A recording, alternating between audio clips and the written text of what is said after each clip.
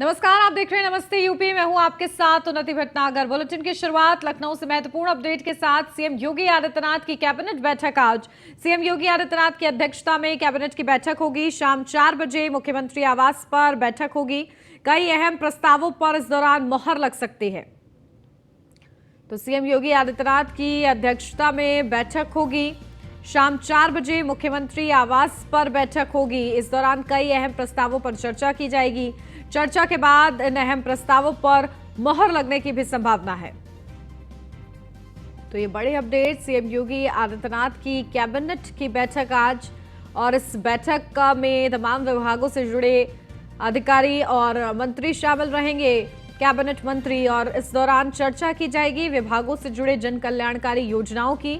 और प्राथमिकता यही रहती है कि जो जन कल्याणकारी योजनाएं हैं उन्हें जल्द से जल्द सुचारू रूप से लागू किया जाए। और इसी संबंध में कैबिनेट की बैठक आयोजित होती है। आज सीएम योगी आदित्यनाथ की अध्यक्षता में कैबिनेट की बैठक है, मंगलवार का दिन। और इस दिन खासतौर से कई अहम मुद्दों पर चर्चा की जाएगी। अपडेट लेते हैं, हमारे संवाददाता अश्विनी द्विवेदी हमारे साथ जुड़ गए लखनऊ से। अश्विनी, क्या कुछ अपडेट, कौन कौन से अहम प्रस्ताव रहेंगे आज चर्चा का विषय कैबिनेट बैठक में? बिल्कुल यूपी सरकार, योगी सरकार की कैबिनेट की आज महत्वपूर्ण बैठक होनी है। बैठक 4 बजे पाइपकेटी 5 कॉलेज स्मारक पर होगी। इस दौरान कहीं ना कहीं उत्तर प्रदेश के विकास को लेकर के क्या क्या प्रस्ताव रखे जाते हैं ये थोड़ा देखना होगा। हालांकि चिकित्सा शिक्षा की बात करें, शिक्षा या फिर PWD की बात करें, या तमाम अन्य बातों को लेकर के कहीं ना कहीं जो है प्रस्ताव आ सकते हैं, उन पर मोहर लग सकते हैं। साथ ही साथ जो ट्रांसफर नीति होती है उसको लेकर के प्रस्ताव ला सकता है, उस पर मोहर लगती है। क्योंकि इस बार ट्रांसफर नीति जो अप्रैल के महीने शुरू होती थी वो अभी तक शुरू नहीं हुई है, क्योंकि चुनाव था उस दौरान, जिसके चलते अब आज के कैबिनेट में प्रस्ताव आ सकता है। उसके बाद उत्तर प्रदेश में ट्रांसफर पोस्टिंग जो है वो शुरू हो सकती है निश्चित तौर पर। साथ ही साथ जो सिंचाई विभाग है उसको लेकर के कोई बड़ा फैसला लिया जा सकता है, क्योंकि कुछ दिन में ही मानसून आने वाला, उत्तर प्रदेश में बरसात शुरू होने वाली है। ऐसे में इस एक महत्वपूर्ण विभाग है जिसको लेकर के प्रस्ताव आ सकता है और उस पर अंतिम मोहर लग सकती है। हालांकि चीजें भी थोड़ी स्पष्ट होंगी बात में, लेकिन उत्तर प्रदेश सरकार देखा जा रहा लगातार शिक्षा, चिकित्सा और अगर बात करें तो साथ ही साथ अगर सड़क, इन तमाम ऐसे जो विभाग हैं, ऐसे जिनसे प्रस्ताव आते हैं उनको तत्काल प्रभाव से अपनी मोहर लगाती है और जनता के हित में उसको आगे पारित करती है। जी बिल्कुल। तो देखिए, हर बार कैबिनेट बैठक में यही कोशिश रहती है किस तरीके से समन्वय बैठाने के साथ ही तमाम जो प्रस्ताव हैं उन पर चर्चा की जा सके। ठीक है अश्विनी, आप बने रहिए हमारे साथ, लौटती हूँ आपके पास। लखनऊ से अगली खबर, लोकसभा चुनाव को लेकर बीजेपी की तैयारियां तेज हो गई हैं। तैयारियों को लेकर गांव-गांव तक जाएंगे बीजेपी के नेता और कार्यकर्ता। 10 दिन में 4 करोड़ परिवारों तक बीजेपी के पहुंचने का लक्ष्य है। 21 जून से लेकर 30 जून तक बीजेपी का घर घर जनसंपर्क अभियान चलेगा। केंद्र और प्रदेश सरकार के मंत्री घर घर जाएंगे। बीजेपी के राष्ट्रीय पदाधिकारी, प्रदेश पदाधिकारी और बूथ कार्यकर्ता घर घर जाएंगे। घर घर जाकर मोदी सरकार की उपलब्धियां गिनाएंगे। 10 दिन में यूपी के 1.74 लाख बूथों तक जाएंगे बीजेपी के नेता। तो केंद्र और प्रदेश सरकार के मंत्री घर घर जाएंगे। बीजेपी की ये बड़ी तैयारी है घर घर तक पहुंचने की। और सीधा अपडेट लेते हैं, हमारे संवाददाता अश्विनी बने हुए हमारे साथ। अश्विनी, देखिए बीजेपी जो है पुरजोर कोशिश में है कि 2024 में जो मिशन 80 का लक्ष्य रखा गया है उसे हासिल किया जाए।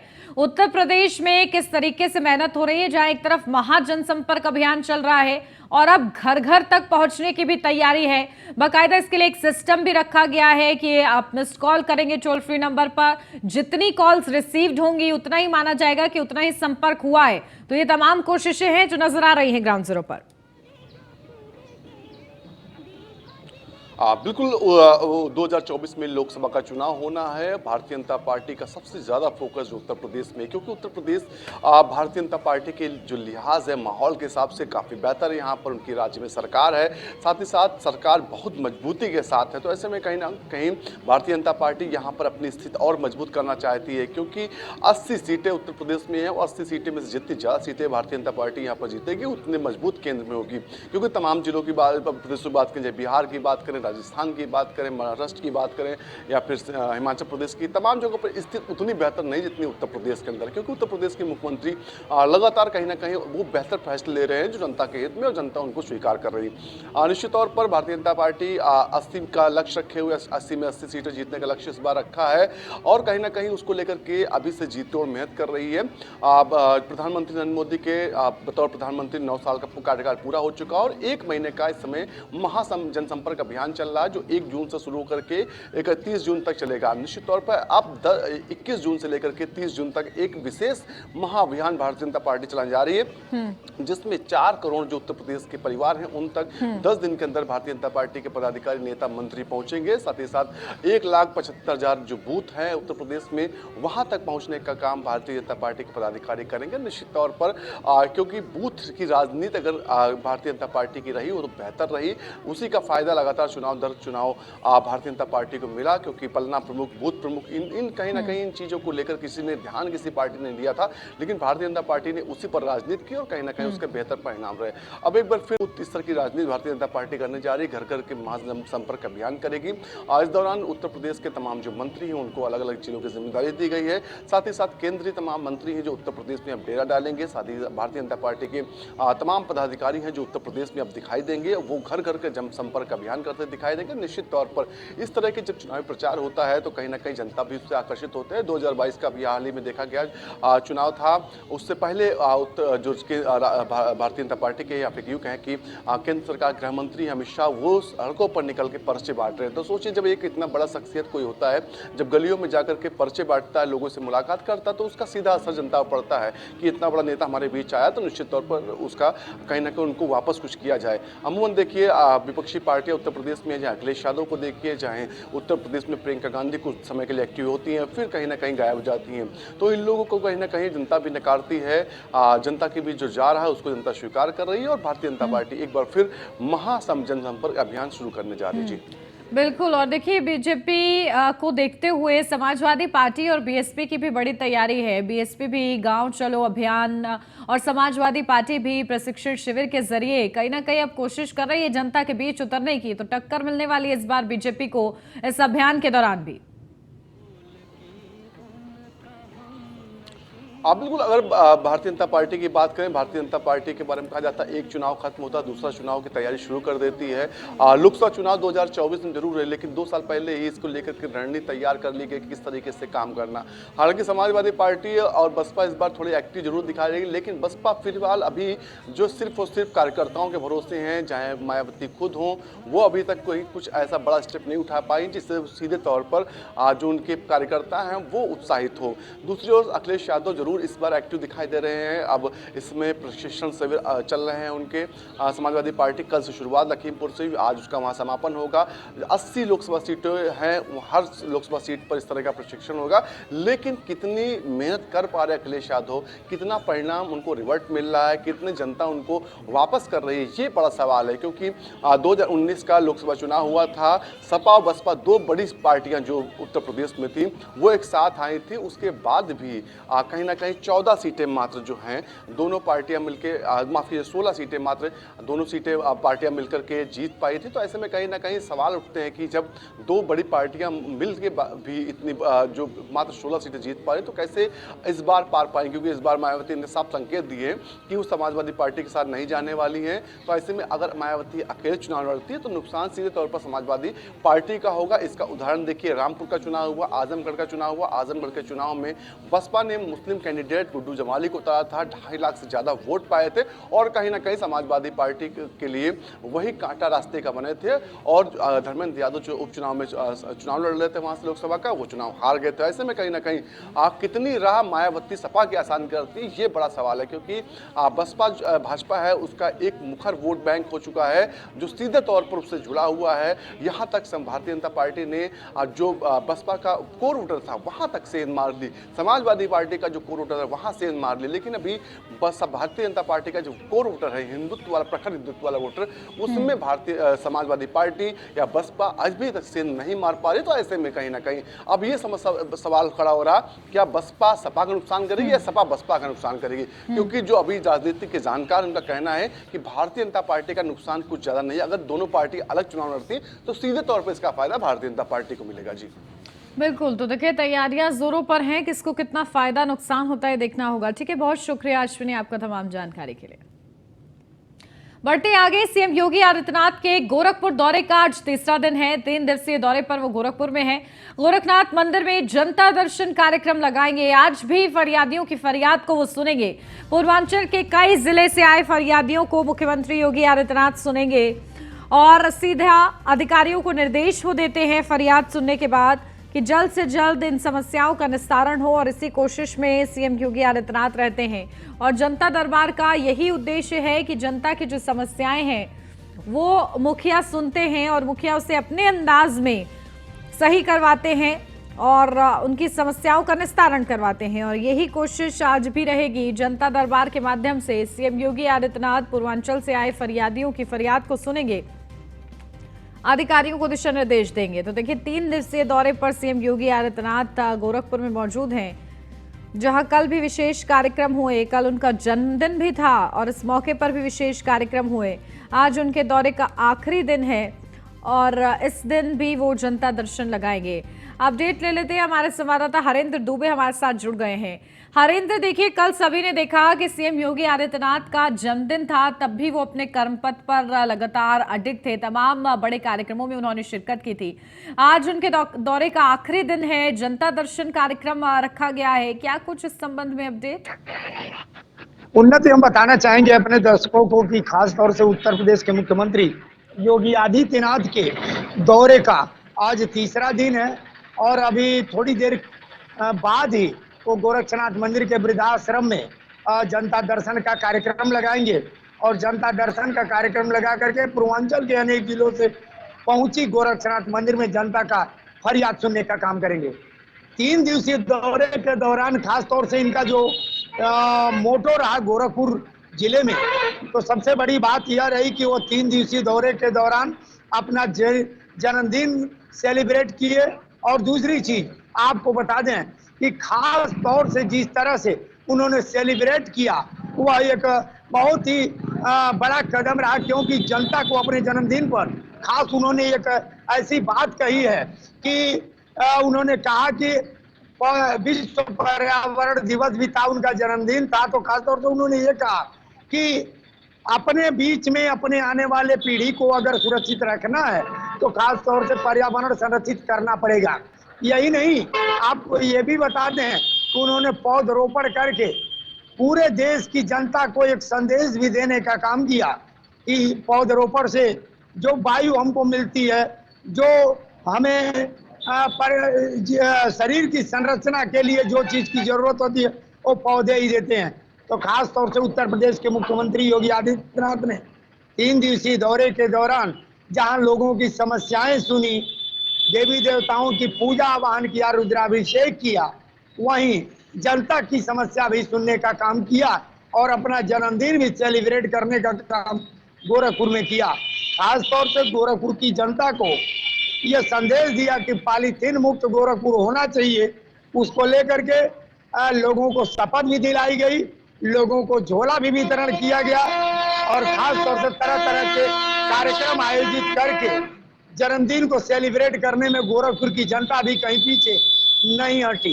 कहीं ताइक्वांडो के बच्चों ने जन्मदिन को सेलिब्रेट किया तो कहीं गोरखपुर के कलाकारों ने बालू के रेत पर उनकी चित्र प्रतिमा उकेर करके उनके जन्मदिन पर उनको बधाई देने का काम किया। वहीं गोरखपुर के सांसद रवि किशन ने मुख्यमंत्री योगी आदित्यनाथ के जन्मदिन पर गीत गा करके उनके लंबी उम्र की कामना की और कहा कि उन्हें हमारी उम्र भी लग जाए।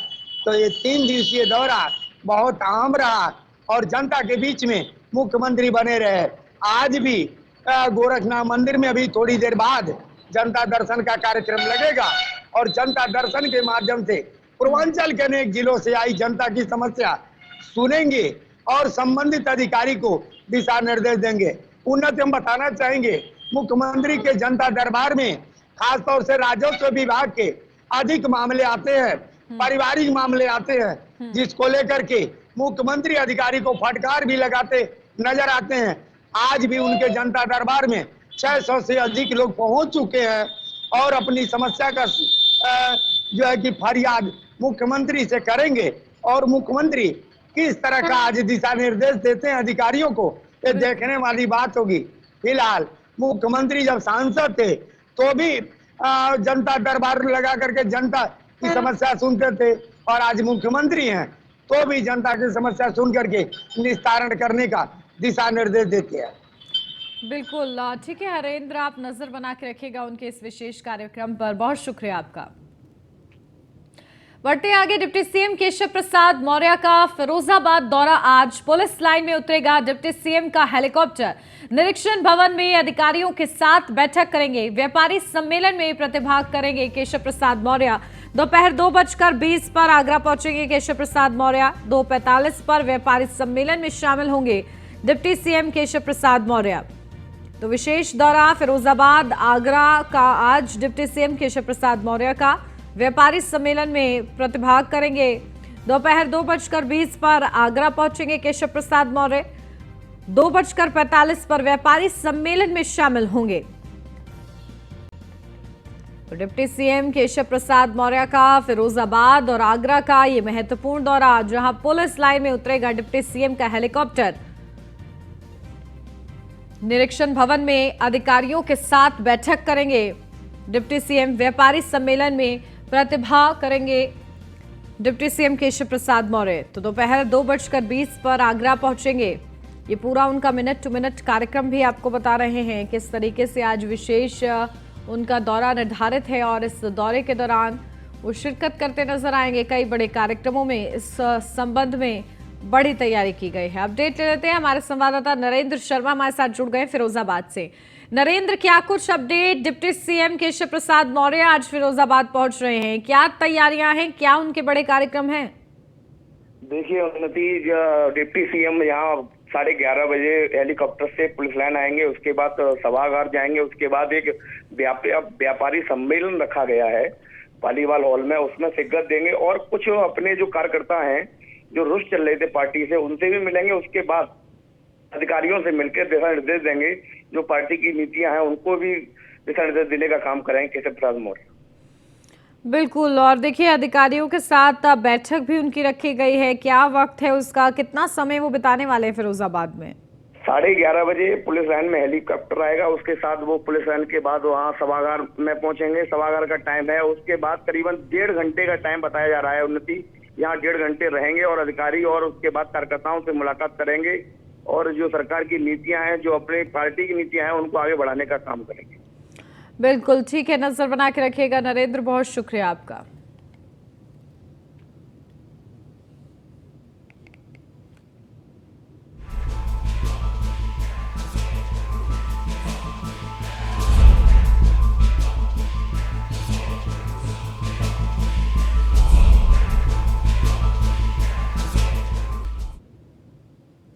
अयोध्या से अब बड़ी खबर, सनबीम स्कूल में छात्रा की मौत का ये पूरा सनसनीखेज मामला, जहां प्रबंधक ब्रिजेश यादव को कोर्ट से जमानत मिल गई है।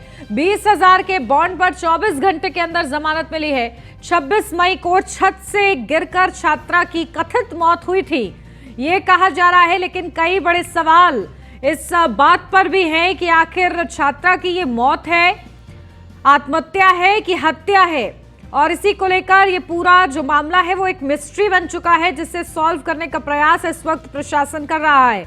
लेकिन इस बीच ब्रिजेश यादव, जो कि प्रबंधक, जिन पर गंभीर आरोप हैं, वो महज 24 घंटे के अंदर छूट जाते हैं। कोर्ट से उनको जमानत मिल गई है। 20,000 के बॉन्ड पर उन्हें जमानत मिली है। 24 घंटे के अंदर ही वो जेल से बाहर आ गए हैं।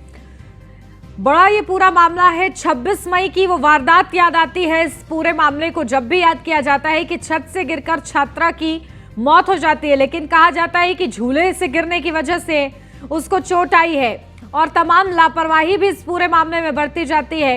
उसे अस्पताल कहाँ ले जाया जाता है, ये भी एक बड़ा सवाल है। लेकिन इन सब के बीच ब्रजेश यादव की जो भूमिका है वो संदिग्ध है, वो सवालों के घेरे में है और इसी के चलते उनको गिरफ्तार किया गया था। लेकिन महज 24 घंटे के अंदर कोर्ट से उनको रिहाई मिल गई है। 20,000 के बॉन्ड पर उनको रिहा कर दिया गया है। पूरा ये मामला है जिसने कई बड़े सवाल, जहां मृतक छात्रा के परिजनों को आखिर कब इंसाफ मिलेगा, सबसे बड़ा सवाल न्यूज़ वन इंडिया का यही है। छुट्टी के दिन आखिर छात्रा को स्कूल क्यों बुलाया गया था, ये बड़ी वजह है। जिस दिन उस छात्रा की मौत हुई उस दिन उसको स्कूल क्यों बुलाया गया, छात्रा के झूले से गिरने की झूठी बात आखिर क्यों कही गई, ये भी बड़ा सवाल है। इसी के साथ प्रधानाचार्य रश्मि भाटिया ने किसके लिए आखिर झूठ बोला, ये बड़ा सवाल न्यूज़ वन इंडिया पूछ रहा है। अपडेट ले लेते हैं, हमारे संवाददाता राघवेंद्र शुक्ला हमारे साथ जुड़ गए हैं। राघवेंद्र, देखिए ब्रजेश यादव की गिरफ्तारी होती है, जहां परिवार को और लोगों को उम्मीद जगती है कि अब उनको न्याय मिलेगा शायद इस पूरे मामले में, लेकिन 24 घंटे के अंदर जेल से वो बाहर आ जाते हैं। अब आगे क्या? देखिए, आईपीसी सेक्शन में धाराओं में समय अवधि दी गई है और उस समय अवधि के अनुसार ही कोर्ट डिसाइड करता है कि उसे जेल भेजना है या भी और कुछ दिन रखना है, ट्रायल के बाद उसे जेल भेजना है। तो धारा 336 और धारा 201 में 7 साल से कम की सजा थी। इसका लाभ कहीं ना कहीं ब्रजेश यादव को मिला और ब्रजेश यादव को फिलहाल मजिस्ट्रेट जो है जमानत दे दी है। लेकिन 7 सवाल, जिन 7 सवालों को लेकर पुलिस ने उसे जेल भेजा था, वह सवाल कहीं ना कहीं उसके गले की हड्डी बनते चले जा रहे हैं और इन 7 सवालों का जवाब निश्चित मजिस्ट्रेट के समक्ष ब्रजेश यादव को देना ही पड़ेगा। 329 पन्ने की पूरी चार्जशीट तैयार की है कैंट पुलिस ने, जिसे कोर्ट में दाखिल किया है। अब ट्रायल के दौरान निश्चित है कि 7 साल की सजा के लिए, 7 साल की सजा दिलाने के लिए पुलिस और पूरी जो एसआईटी टीम है वह लगेगी।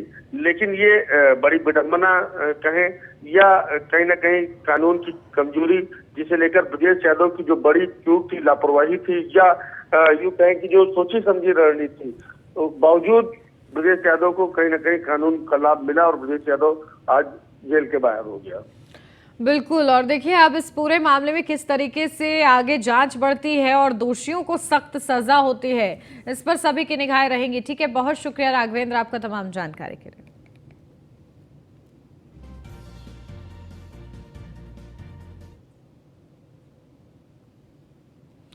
और अब बढ़ते आगे, ये सनबीम स्कूल का ये पूरा मामला हमने आपको बताया। देखिए किस तरीके से इस पूरे मामले में बड़े सवाल खड़े हो रहे हैं कि आखिर अब दोषियों को सजा कैसे मिलेगी, कब तक उनको सजा होगी, अब ये बड़े सवाल बने हुए हैं। और बढ़ते आगे, लखनऊ से अब खबर, सपा का 2 दिवसीय प्रशिक्षण शिविर, सपा के प्रशिक्षण शिविर का आज आखिरी दिन है। लखीमपुर में आदर्श जनता इंटर कॉलेज में संपन्न होगा प्रशिक्षण शिविर। बूथ स्तर से लेकर जिला तक के 5,000 परीक्षार्थी लेंगे इसमें भाग। कार्यक्रम में बूथ प्रबंधन से लेकर लोकसभा चुनाव के प्रबंधन पर चर्चा होगी। आज सपा के राष्ट्रीय अध्यक्ष अखिलेश यादव का संबोधन होगा। प्रशिक्षण शिविर को लेकर सपा ने बड़ी बात कही है। शिविर में लोकतंत्र का भविष्य, कृषि संकट, सामाजिक न्याय पर चर्चा होगी। जातीय जनगणना, आर्थिक संकट और बेरोजगारी के मुद्दे पर भी चर्चा होगी। तो सपा का 2 दिवसीय प्रशिक्षण शिविर, जहां शिविर में लोकतंत्र का भविष्य, कृषि संकट, सामाजिक न्याय पर चर्चा की जाएगी। तो जातीय जनगणना, आर्थिक संकट और बेरोजगारी के मुद्दे पर भी चर्चा होगी। अखिलेश यादव इस दौरान संबोधित भी करेंगे। क्या कुछ बड़ी बातें वो कहते हैं, 24 की रणनीति के लिए मूल मंत्र क्या देते हैं, सभी परीक्षार्थियों को ये देखना महत्वपूर्ण रहेगा। लखीमपुर में आदर्श जनता इंटर कॉलेज में संपन्न होगा ये प्रशिक्षण शिविर।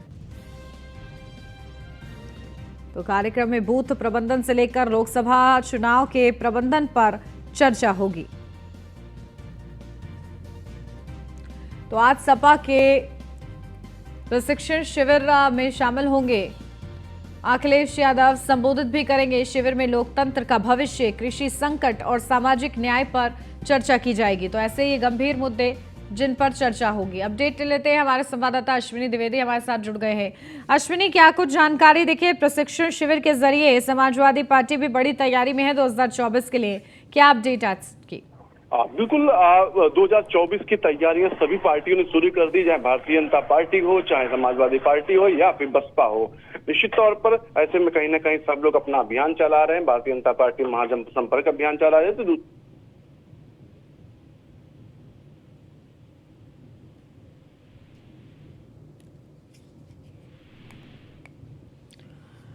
चलिए, शायद अश्विनी से संपर्क टूट गया है, लेकिन देखिए किस तरीके से बड़ी जानकारी उन्होंने दी है कि तमाम जो पार्टियां हैं वो बड़े अभियान के तहत अब आगे बढ़ रही हैं 24 से पहले।